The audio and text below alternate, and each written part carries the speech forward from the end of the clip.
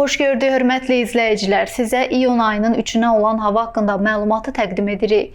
Bakıda və Abşeron yarımadasında hava dəyişkən buludlu olacaq, arabir tutulacaq, əsasən yağmursuz keçəcək. Lakin gecəyə doğru bəzi şəhərətrafı ərazilərdə qısa müddətli yağış yağacaq, güclü şimal-qərb küləyi əsəcək. Temperatur gecə 17-21 dərəcə isti, gündüz 24-29 dərəcə isti olacaq. Rayonlarımızda bəzi yerlərdə arabir leysan xarakterli yağış yağacaq, şimşək çaxacaq. Ayrı-ayrı yerlərdə intensiv və güclü olacaq, dolu düşəcək, yüksək dağlıq ərazilərdə solu qara keçəcək.